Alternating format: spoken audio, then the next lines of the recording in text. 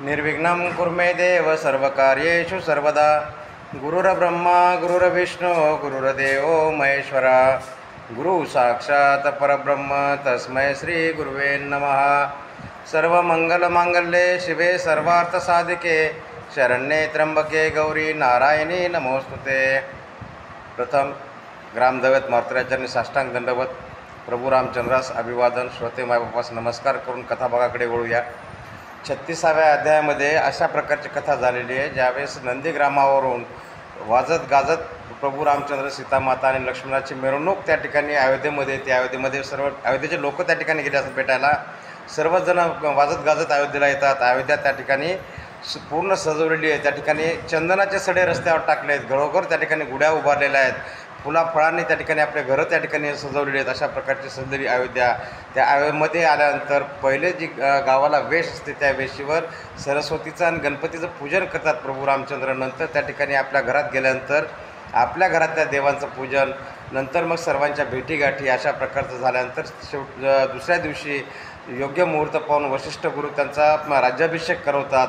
प्रभू रामचंद्राचा राज्याभिषेक झाल्यानंतर त्या ठिकाणी त्याच्यासोबत आलेले नळ, नीळ, अंगद, जांबुवंत, सुग्रीव, विभीषण यांना ठेवून घेतात।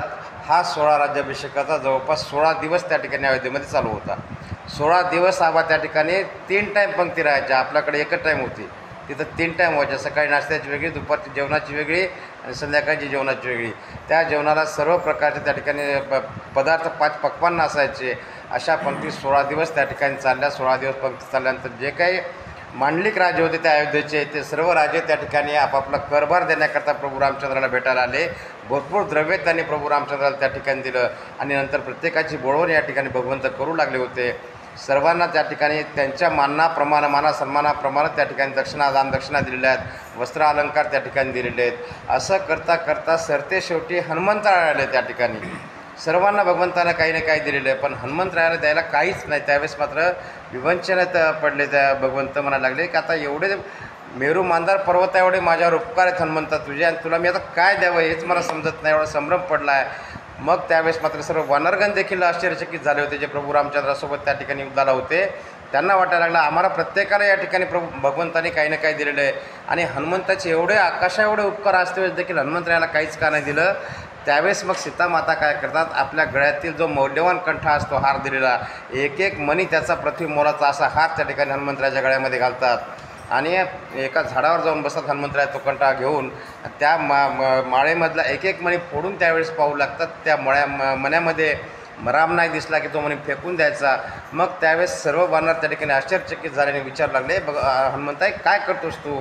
त्यावेळेस हनुमंतरायाने उत्तर दिलेलं असतं की ज्यामध्ये राम नाही त्यामध्ये मला काही रस नाही।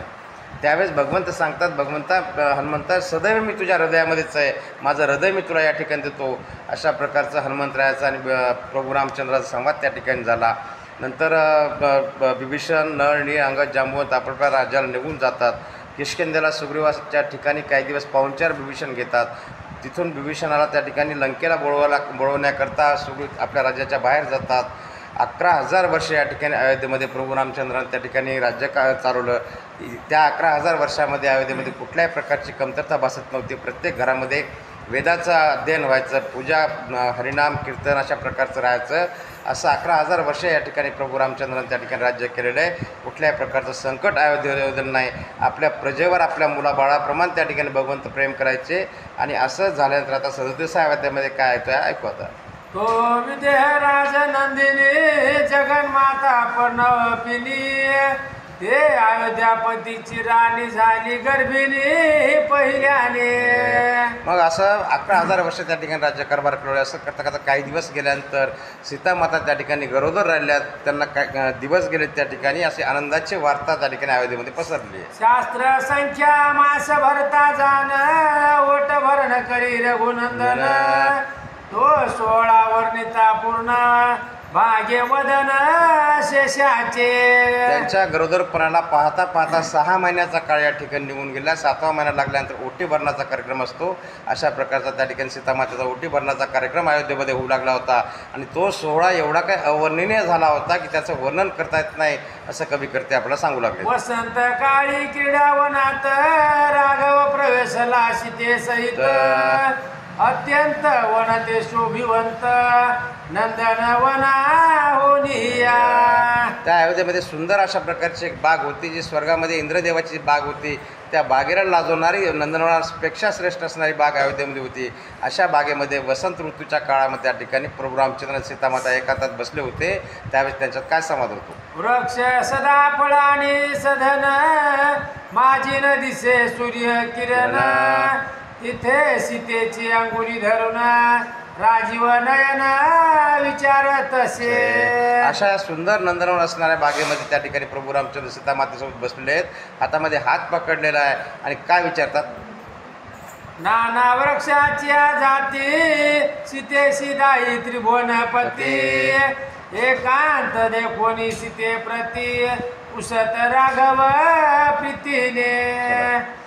म्हणे सुकुमारे जनक बाळे तुझ काय होता ती अंतरी डोळे.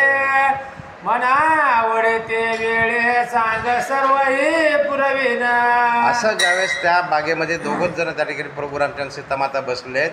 नाना प्रकारचे त्या ठिकाणी फळाने लगडलेले झाडं आहेत. ते सर्व झाडं या ठिकाणी भगवंत दाखवायला लागले आणि मग सुवेळ त्या ठिकाणी योग्य अशी वेळ पाहिली आणि सीतामातेला विचारायला लागले, हे सीते या ठिकाणी तुला आता कसल्या प्रकारचे डोहाळे येतात, तुझ्या काय इच्छा आहेत मनामध्ये सांग, तुझे डोहाळे मी पूर्ण करेल. अशा प्रकारचं प्रभू रामचंद्र सीतामातेला बोलू लागले. बघ इच्छित आशा वदन जानकी देत प्रतिवचन.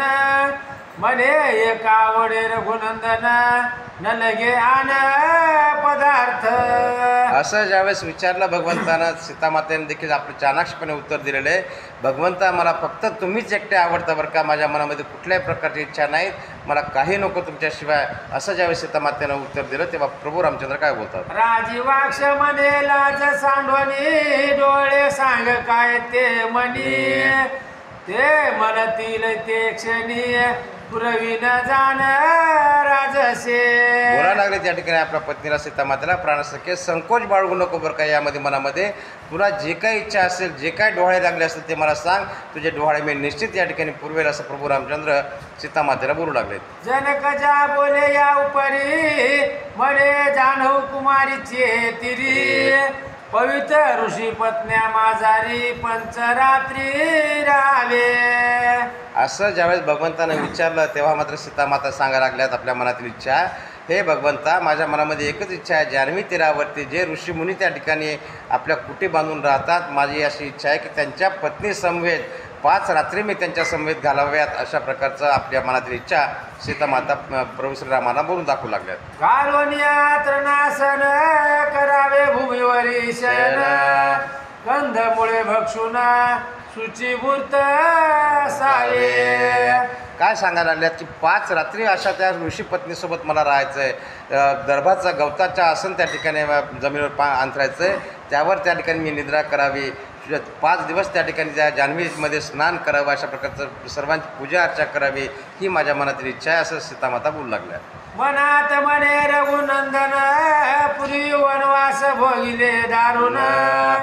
अजूनही न धायची मन आवडे कानन येते. मनातल्या मनात विचार करायला भगवंत, 14 वर्ष कुठं होती, वनवासातच होती ना माझ्यासोबत, मग आणखीन यायची ती इच्छा पूर्ण झालीच नाही का?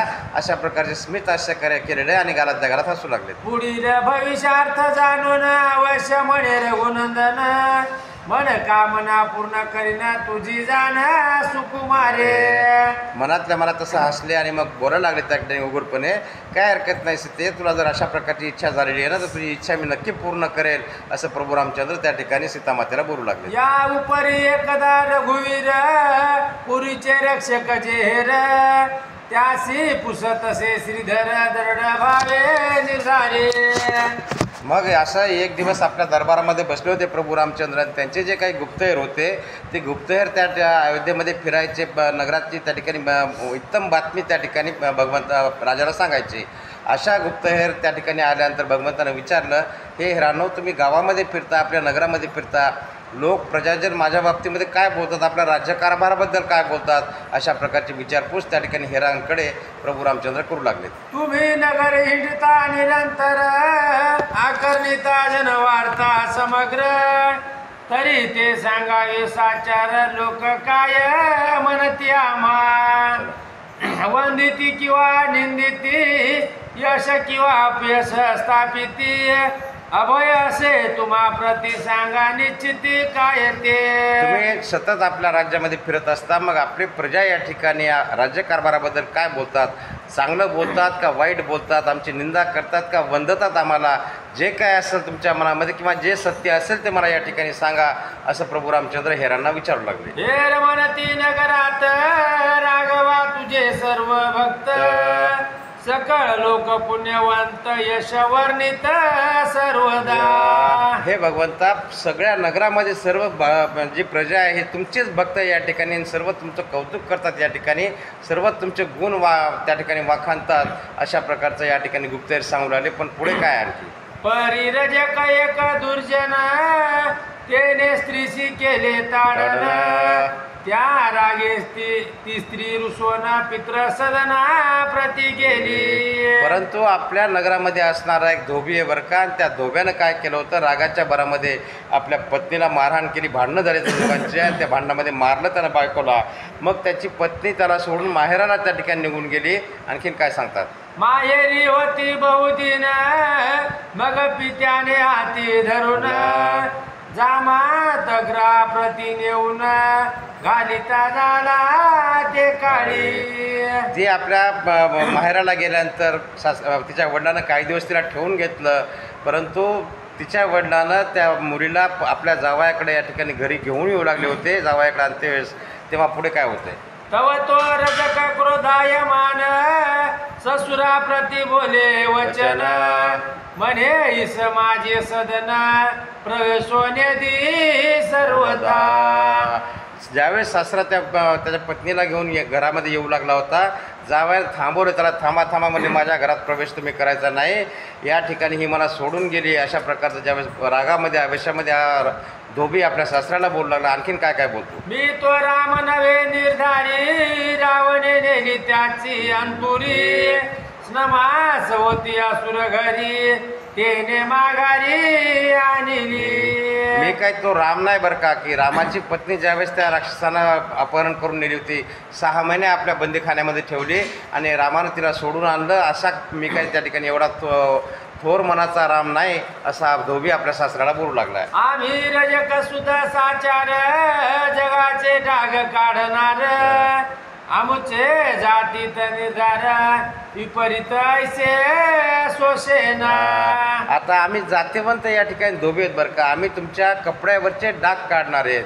मग आमच्या कुळामध्ये जर असे आमची पत्नी सोडून गेली, परत जर येत असेल तर आमच्या कुळाला शोधणार नाही, असा जावाई त्या धोबी आपल्या सासऱ्याला बोलू लागलाय. हे अनुचित केले रघुनाथे, मागुती नांदवितो सीते ते, ऐसा लंपट नवे मी येते, वदनाईचे न पाहेची. ह्या प्रभू रामचंद्रानं ते राक्षसाने नेलेली सीता सोडून आणली आणि तिच्यासोबत संसार सुरू केला आहे. मी काय तसा स्त्री लंपट नाही बरं का, मी माझ्या पत्नीला माझ्या घरामध्ये घेणार नाही, असा रागामध्ये आपल्या सासऱ्याला धोबी बोलू लागला होता. ऐसा चांडाळ तो रजक, बोलिला लावणी कलंक, ऐसे कतार गुणायक, परनमा संतप्त झाला. असं गुप्तहेरांनी ज्यावेळी सांगितलं भगवंताला, हे भगवंता असा दुष्ट असणारा तो धोबी आहे बरं का, त्यानं तुम्हाला तेवढा कलंक या ठिकाणी लावला आहे, बाकी सर्व प्रजा तुमच्यावर प्रेम करते, सर्व तुमचे भक्त आहेत. अशा प्रकारचं गुप्तहेर त्या ठिकाणी प्रभू रामचंद्राला बातमी देऊ लागले. पाचारुण्या लक्ष्मण त्याशी सांगे